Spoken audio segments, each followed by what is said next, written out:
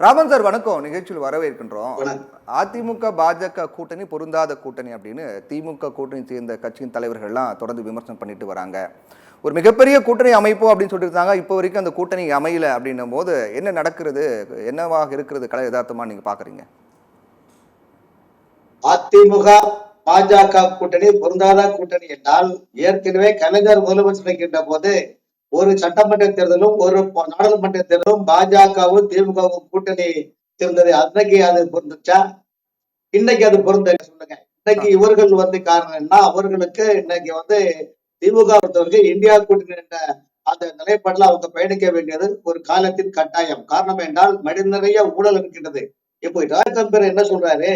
அமித்ஷாவுக்கு தமிழ்நாட்டுக்கு என்ன சம்பந்தம் என்று சொல்றார். அமித்ஷாவுக்கும் தமிழ்நாட்டு என்ன சொல்லக்கூடிய கேட்கக்கூடிய அவர்களுக்கு சொல்றேன், நீங்க பீகார்ல தேர்தல் விதிகளை தேர்தல் ஆணையம் தவறு செஞ்சுட்டு அது பேர் நடத்த போனீங்களே, அப்ப பீகார்ல எதுக்கு? பீகாருக்கும் தமிழ்நாடு முதலமைச்சருக்கு என்ன சம்பந்தம் இருக்குது? பீகார்ல நடக்கக்கூடிய பேரணிங்கிறது ஒட்டுமொத்த நாட்டின் சம்பந்தப்பட்ட பிரச்சனை சார். அது தேர்தல் நாட்டுக்கு தான் சார். அந்த கூட்டணியில் பங்கு பெற்ற கட்சி தலைவர்கள் எல்லாம் ஊழல் குற்றவாளிகள் சிக்கிக் கொண்டிருக்கிறார்கள். அவர்களுக்கு பிரச்சனை என்னவென்றால், நீங்க பிரச்சனை என்னன்னா, சமீபத்தில் நாடாளுமன்றத்தில் என்ன பண்ணாங்க? பாரதிய நியாய சங்கீதா, ஏடிஆர் ஜனநாயக சித்தாந்த அமைப்பு, அதுல மூலமா என்ன விளையாட்டு இருந்தாங்க? குற்ற பின்னணிகள் உள்ள யாராக இருந்தாலும் அவங்களுக்கு பதவி இருக்க சொல்லும் போது, இந்தியாவிலே முதல் கிரிமினல் குற்றத்தில் யார் இருக்கிறாங்க? தெலுங்கானா முதலமைச்சர். அதுக்கு அடுத்தபடியாக இந்தியாவிலே 2வது இடத்துல யார்? தமிழ்நாட்டில் இருக்கிற ஆளுங்கட்சியில் உள்ளவங்க தான் இருக்கிறாங்க. இதையெல்லாம் பொருட்படுத்தி எங்கே பிஜேபி நம்முடைய ஊழல்கள் வெளிச்சம் போட்டு காட்டி விடுமோ என்ற ஒரே நிலைப்பாட்டுக்காக தான் எப்படியாவது, அதாவது 2024 நீங்க தேர்தல் சந்திகள் ஃபெயிலியரு. இப்ப நீங்கள் பார்லிமெண்ட்ல கத்துறீங்க ஃபெயிலியரு. இப்ப இங்க உங்க நோக்கம் என்ன?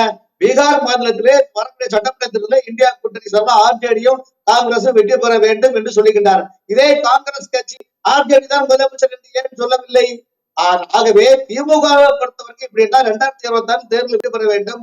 ஆகவே நீர்த்து போன பிரச்சனை எல்லாம் கிளப்பி கொண்டு இந்த அரங்கத்தில் பாத்தீங்கன்னா தமிழ்மான் அவர்கள், ராஜா கம்பீரன் அவர்கள் எல்லாம் தொடர்ந்து அவர்கள் 2 பேரும் பாத்தீங்கன்னா தொடர்ந்து பிஜேபியுடைய ஆட்சியை பற்றியும் இந்தியாவுடைய இறையாண்மை பற்றியும் கேலி சித்திரம் போல் பேசுகின்ற காரணம் என்னவென்றால், அது இவர்களே சொல்லி குத்தம் கிடையாதுங்க.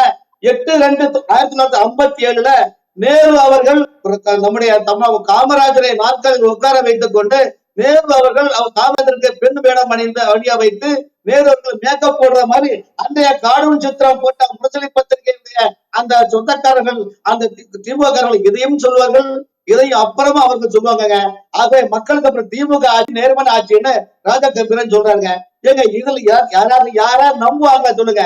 இன்னைக்கு தமிழ்நாட்டை பொறுத்த வரைக்கும் திமுக ஊழலுக்கான ஆட்சி, மக்கள் விரோதமான ஆட்சி, கொடுத்த வாக்குகளை நிறைவேற்றாத ஆட்சி. நீங்கள் கலைஞர் போட்ட அரசாணையர் 354 என்ன அந்த 54 அரசு மருத்துவர்களுக்கு நாங்கள் சம்பள ஊதியம் கொடுப்போம் என்று சொன்ன அந்த திமுக தலைவர் கலைஞர் போட்ட 354 அரசாணை அண்ணையை அவருடைய மகனான மு.க. ஸ்டாலின் அவர்கள் இன்று வரையிலும் அந்த டாக்டர்களுக்கு கோரிக்கையை நிறைவேற்றவில்லை. அந்த டாக்டருக்கு தேர்தல் வாக்குறுதிகள் நிறைவேற்றல. திமுக பொறுத்த வரைக்கும் நிறைய குற்றச்சாட்டு, திமுக அரசு மீது குற்றச்சாட்டு முன்வைக்கிறீங்க. அது ஒரு பக்கம். கலை யதார்த்தங்கிறது என்னவா இருக்கு சார் இப்போ? சார், கலை யதார்த்தம் தமிழகத்தில் பொறுத்தவரையும் திமுகவை இந்த தோற்கடிக்க வேண்டும், வீட்டிற்கு அனுப்ப வேண்டும் என்று தமிழ்நாட்டு மக்கள் மட்டுமல்ல, தமிழகத்தில் உள்ள அனைத்து அதிக ஊழியர் அரசு ஊழியர்களும் தீர்மானம். ஏன்னா இதுவரைக்கும் இந்த முதலமைச்சர் அவர்கள் தமிழகத்தினுடைய அரசு ஊழியர் சங்கத்தின் பிரதிநிதிகளை யாரையும் சந்திக்கவில்லை. மாறாக சந்திப்பதற்கு என்ன பண்றாங்க? 5 சீனியர் ஐஏஎஸ்களை 4 சீனியர் ஐஏஎஸ்களை திமுகவுடைய கொள்கை பரப்பு தோற்றத்தில் கேடல போட்டு அவங்க மூலமா நீங்க பேசி தீர்க்கிறதுக்கு. அப்ப தமிழ்நாட்டுக்கு ஒரு முதலமைச்சரை பேசக்கூடாதா? ஒரு தொழிற்சங்க தலைவர்கள், ஒரு யூனியன் தலைவர்கள், அரசு துறை அமைச்சரை சந்தித்தால் அவருக்கு அங்கு தீர்வு இல்லை. அந்த துறையினுடைய அரசு தலைவரை சந்தித்தால் அங்கு தீர்வு இல்லை. அப்படி என்றால் அந்த அரசு துறை தொழிற்சங்கங்கள் முதலமைச்சர் கருத்து சந்தித்து ஒரு மனுக்களை கூட கொடுக்க விட மாட்டேன் என்றால் இந்த ஆட்சியுடைய உள் நோக்கம் என்ன? இவர்கள் மக்களை சந்திப்பதற்கு திக்கில்லை, திராணி இல்லை, தெம்பு இல்லை. இந்த இடையில் தான் என்டிஏ கூட்டணியில் அண்ணன் எடப்பாடி பழனிசாமி செல்லும் இடமெல்லாம் மக்கள் கூட்டம், செல்லும் இடமெல்லாம் விவசாயிகள் சாரசியாக தன்னுடைய கோரிக்கை, தண்ணீர் இல்லை, அத்தனை துறை ஊழல். சாதாரண ஊழல் இல்லாத எந்த துறை இருக்கு சொல்லுங்க? இன்னைக்கு திமுக ஆட்சியில ஒவ்வொரு அமைச்சர்களும் தங்களுடைய சமுதாயத்தை சேர்ந்த அந்த அரசு துறை அதிகாரிகளையும், அரசு துறை அதிகாரிகள் மட்டுமல்ல அவருடைய பினாமிகளையும், பிஏக்களையும் ஒப்பந்தம் வைத்து கூட்டு குர்பானி போட்டு ஆட்சி நடத்தின திமுக ஆட்சியில் ஊழலே இல்லை, நல்ல ஆட்சி என்று ராஜகம்பீரம் சொல்வது வெட்கமாக உள்ளது. ஆகவேதான் 2026 சட்டமன்ற தேர்தலில் தமிழகத்தில் திமுக கூட்டணியையும் திமுகவையும் துடைத்து எறியப்படும் நாள் வந்துள்ளது என்பதுதான் எடப்பாடி அண்ணன் ஒவ்வொரு இடத்திலும் சொல்லினார். ஆகவேதான் இன்று கூட ஜே.கே. மூப்பனாருடைய நினைவு நாளில் மத்திய நம்முடைய நிதி அமைச்சர் என்ன சொல்றாரு, தமிழ்நாட்டுல மூப்பனார் அவர்களுக்கு பிரதமர் வாய்ப்பு வந்தது, அந்த வந்த வாய்ப்பை கெடுத்தது ஒரு தமிழன் தானே. ஏன் இன்று குடியரசு துணைத் தலைவர் தேர்தலில் கூட ஒரு தமிழன் பச்சை தமிழன் இருப்பதை கூட தாங்கிக் கொள்ள முடியாமல் யாரோ ஒருத்தருக்கு நியாயம். ஆகவே தமிழ என்று தமிழர்களையே முட்டாளாக்கி தந்து தமிழுடைய வாக்குகளை வங்கி கொண்டு இது மக்களை ஏமாற்றும் திமுகவுக்கு இந்த கள்ளம் கபடம் போய் பித்தட்டம் என்று இன்றல்ல நெட்டல்ல 1945 அவருக்கு கூட வந்த ஒரு கலை என்பதை கருத்து தெரிவித்துக் கொள்கிறேன். ராமன் சார் இணைப்பில் இருக்கீங்கன்னு நினைக்கிறேன். பாஜகவின் நிலைப்பாடு பொறுத்த வரைக்கும் இன்னைக்கும் அமித்ஷா பொறுத்த வரைக்கும் கூட்டணி ஆட்சி அப்படிங்கிறதுல உறுதியாக சொல்லிட்டு இருக்காரு. அதே போன்று திரு எடப்பாடி பழனிசாமி தான் முதலமைச்சர் வேட்பாளருங்கிற பேரை கூட ஒரு சொல்ல தயக்கம் காட்டுறாரு அப்படிங்கிற ஒரு விமர்சனமும் முன்வைக்கப்பட்டு வருது. இப்படி தொடர்ந்து ஒரு குழப்பத்தை ஏற்படுத்தக்கூடிய ஒரு நிலையே கொண்டுட்டு போயிட்டு இருக்காரு அப்படின்னா அதுக்கு எப்படி சாதகமான சூழலாக தமிழ்நாட்டில் அமையும் அப்படின்ற கேள்வி இருக்கு இல்லையா? நல்ல புரிஞ்சு சார், எந்த குழப்பமும் கிடையாது சார், இதுல எந்த குழப்பமும் கிடையாது. ஒரு தேசிய கட்சியினுடைய ஒரு தலைவர் ஒரு மாநிலத்துக்கு வருகின்ற போது இந்த மாநிலத்தினுடைய அந்த கூட்டணிய நிலைப்பாடை காமன் அவர் வாய்ஸ் தான் அவர் கொடுக்கிறாரு. ஆனா அதே நேரத்துல தமிழ்நாட்டினுடைய பாஜக தலைவர்கள் என்ன சொல்றாருன்னா அண்ணன் எடப்பாடி அண்ணன் பழனிசாமி தலைமையில் தான் ஆட்சி அமைக்கும் என்று சொல்லுகின்றார். ஆகவே இந்த பிரச்சனையை அதிமுக கூட அவங்க இப்ப பெருசா நினைக்கல. யாருமே அவங்களுடைய நிலைப்பாடு இல்லையா? இப்போ கூட்டணி அறிவிச்சது திரு அமித்ஷா தான். அப்போ முதலமைச்சர் வேட்பாளர் எடப்பாடி பழனிசாமி தான், அவர் தான் இங்க தலைவர் அப்படின்னு சொல்லிடலாம் இல்லையா? அது ஒரு வார்த்தை சொல்லிட்டாருன்னா அது அதை பத்தி யாரும் பேச போகுது இல்ல சார். அதாவது உங்களுக்கு அதாவது ஈரை பேனாக்குவது, பேனை பெருமாளாக்குவது, பெருமாளை பெற்ற பெருமாளாக்குவது ஊடகத்தில் கைவந்த கலை. ஆகவே அவர் சொல்லவில்லையே.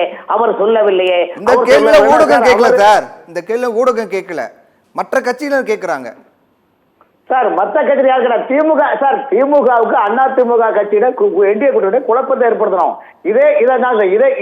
இதே திமுக தலைவர் மு.க. ஸ்டாலின் அவர்கள் சொல்லுவாங்க, நாங்கள் 2024 வெற்றி பெற்றால் நாங்கள் விடுதலை சிறுத்தை திருமாவளவன் அவர்களை துணை முதலமைச்சர் ஆக்குவோம், தொழில் திரு செல்வ பிறந்தை அவர்களை உள்ளாட்சித்துறை அமைச்சர் ஆக்குவோம்.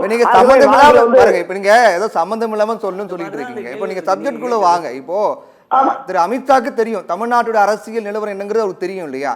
அப்போ தமிழ்நாட்டில் இந்த மாதிரி ஒரு தாட் ஓடிக்கிட்டு இருக்கு, இந்த மாதிரி பேசிட்டு இருக்க, ஒரு குழப்பம் இருக்குற மாதிரி தமிழ்நாட்டில் பேசப்பட்டிருக்கு அப்படின்னா அதுக்கு முற்றுப்புள்ளி வைக்கணும் ஒரு நினைக்கணும் இல்லையா? ஒரு வார்த்தை சொன்னாலும் முடிஞ்சு போச்சு இல்லையா? இல்ல சார், எந்த குழப்பம் கிடையாது சார். அதிமுக என்டிஏ கூட்டணி எந்த குழப்பமும் இல்லை. அதற்கான விளக்கங்களை தமிழ்நாட்டில் இன்னாள் தலைவர் நயனார் சொல்லியிருக்காரு. ஏற்கனவே முன்னாள் தலைவர் அண்ணாமலை கூட என்ன சொல்லிருக்காரு, அண்ணன் எடப்பாடி பழனிசாமி அவர்களை முதலமைச்சர் ஆக்கும் வரை நாங்கள் ஓய மாட்டோம் வேற மாதிரி சொன்னாரு. நம்ம அதெல்லாம் சொல்ல முடியாது சார். Okay sir. அதே அப்படி பார்க்கும்போது திமுகவும் பிஜேபி கூட்டணி வச்சு ஆட்சி அமைச்சவங்க தானே சொல்லுங்க. இதே 1967 காமராஜர் நல்லா இருந்தா தேசிய கட்சியா உடச்சி காமராஜருக்கு ராஜாக்கு பிரிவினை ஏற்படுத்தி அன்னைக்கு முன்னாடி போயிடுவீங்க சார். நீங்க இப்ப இருக்கக்கூடிய அரசியல் நீங்க சொல்ல மாட்டீங்க. அது எப்படி சார்? சார் வரலாறு இல்லாம எதுவுமே கிடையாது சார். இப்ப நீங்க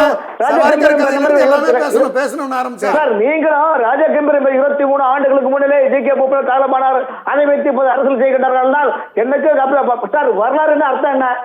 கலைஞர் ஒரு வரலாறு, பெரியார் வரலாறோட வாழ்ந்து அங்கதான் வரலாறு பண்ணும்போது அதை கூட உங்களால பொறுக்க முடியலையே. ஒரு உதாரணத்தை மேற்கொண்டு கொண்டால் கூட இன்னைக்கு திமுக பொறுக்க முடியாதவர்கள் எப்படி தமிழ்நாட்டில் நல்லாட்சி தரு? நீங்க நல்லாட்சியே தரல சார். தமிழ்நாட்டு மக்கள் ஒரு விஷயம் சார், தமிழ்நாட்டு மக்கள் இந்த முறை ஏற்கனவே பெருந்தலைவர் காமராஜரும் முத்துராமலிங்க தேவரும் சொன்னார், திமுகவை ஆட்சிக்கு வர வைக்கிறது ஒன்றுதான், திருடர்களை வீட்டில் வரவழைப்பது ஒன்றுதான் சொன்னது போல கண்டிப்பாக 2026 சட்டமன்ற தேர்தலில் தமிழ்நாட்டை பொறுத்தவரை அண்ணன் எடப்பாடி தான் பழனிசாமி தான் முதலமைச்சர். அது எந்த மாற்றமும் இல்லை. ஆகவே நீங்கள் என்டிஏ கூட்டணி எந்த குழப்பமும் இல்லை.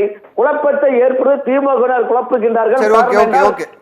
நீர்த்து போன பல பிரச்சனை முன்வைத்து பொய்யாக குற்றச்சாட்டுகளை சுமத்தி அதிமுக கூட்டணியில் பிளவை ஏற்படுத்த வேண்டிய சிந்தனையை ஏற்படுத்துகின்றது. சரி, ஓகே.